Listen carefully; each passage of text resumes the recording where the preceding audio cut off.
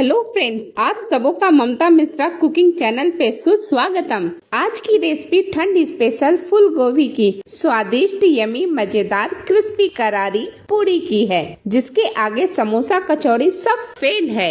आज की रेसिपी पसंद आए तो मेरे वीडियो को लाइक शेयर और चैनल को सब्सक्राइब अवश्य कर दें। तो चलिए फटाफट इस पूरी को बनाना स्टार्ट करते हैं और रेसिपी आप सबों के साथ शेयर भी करते हैं।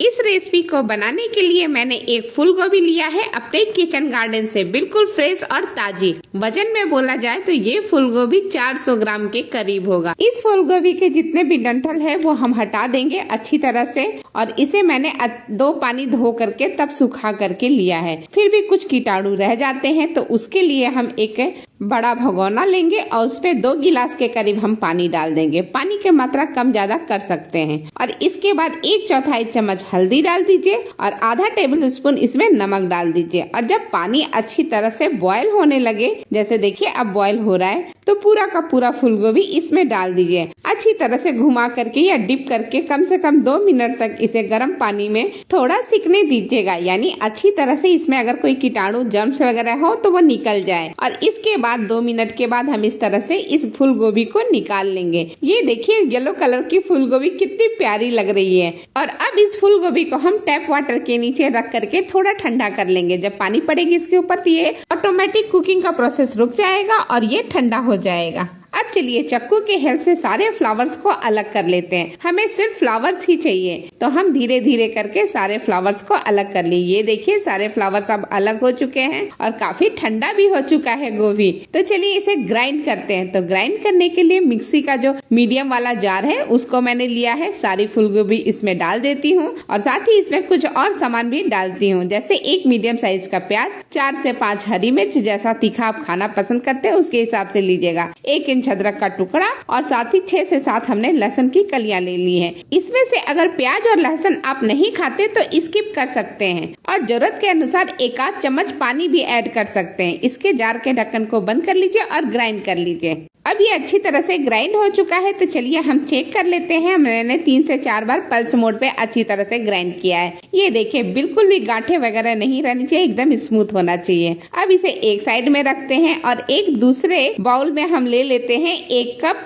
चावल का आटा और आधा कप से थोड़ा सा ज्यादा यानी 3/4 कप गेहूं का आटा, और साथ ही 2 से 3 चम्मच हम इसमें बेसन ले लेते हैं। बेसन से बहुत अच्छा टेस्ट आता है। आप ऐसा भी कर सकते हैं कि बेसन ले ले और चावल का आटा भी लेकर के बना सकते हैं, गेहूं के आटे को स्किप करके। अब सारी चीजों को हमने बाउल में डाल दिया है, तो चम्मच के हेल्प से अच्छी तरह से मिक्स कर लेते हैं। ये लीजिए 10 से 12 सेकंड के अंदर ही अच्छी तरह से मिक्स हो चुका है, बिल्कुल परफेक्ट बन चुका है। इसे एक साइड में रखते हैं और एक पैन ले लेते हैं और पैन में हम ऐड कर देते हैं आधा टेबल स्पून के करीब घी, देसी घी। देसी घी ना हो तो आप इसके जगह पे कोई भी कुकिंग ऑयल जो आप खाते हैं ले सकते हैं। 1 पिंच मैंने हींग डाला है और एक छोटी वाली चम्मच से मैंने आधा चम्मच के करीब जीरा डाल दिया है। जब दोनों चीजें अच्छी तरह से चटकने लगे तब हम इसमें जो ग्राइंड किया हुआ हमारा गोभी का मसाला है वो हम इसमें ऐड कर देंगे। मैं इसमें बहुत ही कम मसाले से इस रेसिपी को बना करके रेडी करूंगी। अब अच्छी तरह से सारी चीजें तेल के साथ या घी के साथ आप अच्छी तरह से मिक्स कर लीजिए और फिर इसमें ऐड कर दीजिए 1.5 कप के करीब पानी।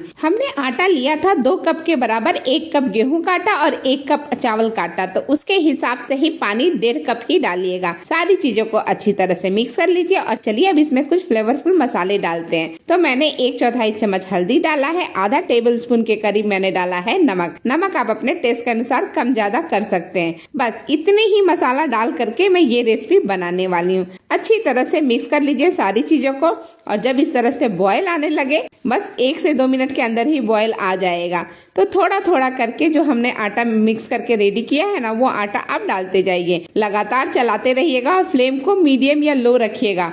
लो फ्लेम पे ही हमें आटे को मिक्स करना है इस पानी के अंदर। और ये देखिए अच्छी तरह से आटे मिक्स हो चुका है, बहुत रफली सा ही मिक्स है, बिल्कुल ऐसा ही हमें मिक्स करके चाहिए। हम बाद में इसका डो बनाएंगे।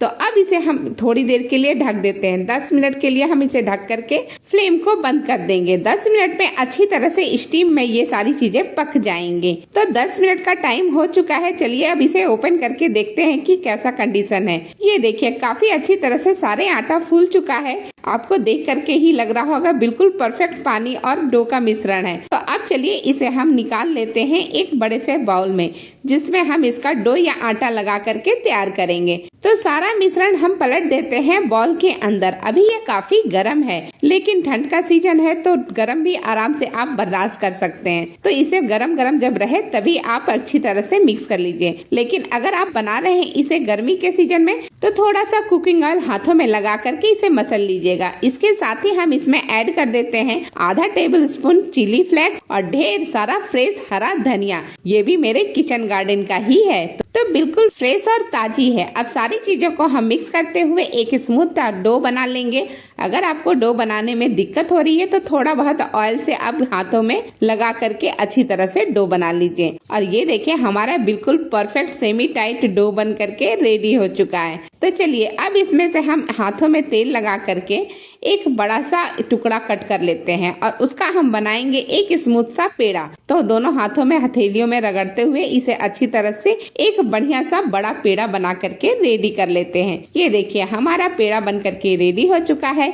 ये चावल का आटा इसमें मैंने अच्छे अमाउंट में डाला है, इसलिए किनारा थोड़ा फट रहा है, पर आप इसकी चिंता मत कीजिए। जब मैं बनाऊंगी पूरी तो कैसे बनाना है मैं बता दूंगी वो ट्रिक भी। सूखा आटा में थोड़ा सा मैंने इस पेड़े को लपेट लिया है और बेलन के हेल्प से एक मोटी सी लेकिन बड़ी रोटी बना करके रेडी करेंगे। कितना मोटाई होना चाहिए रोटी का मैं अभी आपको दिखाती हूँ। ये देखिए एक बड़ी सी रोटी हमारी बन चुकी है। इस तरह से आप ले लीजिए कटोरी, या इसके जगह पे आप कुकी कटर भी ले सकते हैं या गिलास शार्प पेज वाला ले सकते हैं। और एक देखिए जैसे मैंने पूरी कट करके रेडी किया है, बिल्कुल इतनी मोटाई की होनी चाहिए आपकी एक पूरी। ठीक इसी तरह से बाकी की सारी पूरियों का मैंने कट कर लिया है। एक आपको हाथ में उठा करके पास से भी दिखाती हूँ। बिल्कुल परफेक्ट बनी है ये सारी पूरियां। तो चलिए अब इस पूरियों को हम सेक लेते हैं। तो सेकने के लिए हमने तवा अच्छा गरम कर लिया है और इसमें एक साथ बहुत सारी पूरियां हम अरेंज कर लेंगे। जितनी हमारी तवे पे आएगी उतनी, और फ्लेम को मीडियम रखिएगा, ना ज्यादा तेज ना ज्यादा स्लो। और इसके बाद इसे जब एक साइड में अच्छी तरह से सिक जाए, गोल्डन चिकती आने लगे, तो सारी पूरियों को हल्का हल्का छुड़ाते हुए पलट लीजिएगा।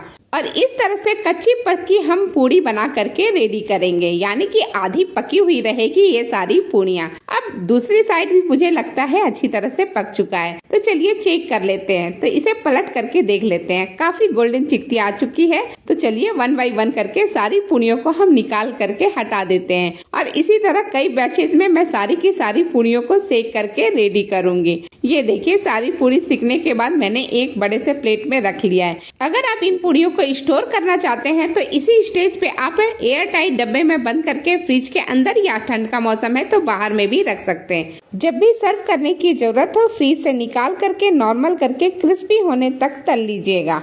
अब इन पूरियों को तुरंत सर्व करने के लिए तल लेते हैं। तो तलने के लिए मैंने कढ़ाई में थोड़े अच्छे अमाउंट में तेल गरम करके रखा है और एक साथ में 2 पूरी डाल रही हूँ। फ्लेम को मीडियम ही रखिएगा, तभी बिल्कुल करारी और बढ़िया बनेगी। और ये देखिए पूरियां फुल फुल के ऊपर भी आने लगी हैं। थोड़ी देर और इसे सेकेंगे अच्छी तरह से अलट पलट करके। जब अच्छा गोल्डन कलर जैसे देखिए अब आ गया है तो हम एक एक करके पूरियों को निकाल लेंगे। पहला बैच था तो मैंने सिर्फ 2 पूरियां डाली हैं, बाकी की बैच में आप 3-4 पूरी एक साथ तल करके रेडी कर सकते हैं। ये देखिए कितना परफेक्ट और कितनी फुली फुली बनी है ये पूरी। तो चलिए फटाफट गर्मा गर्म इन पूरियों को सर्व करते हैं।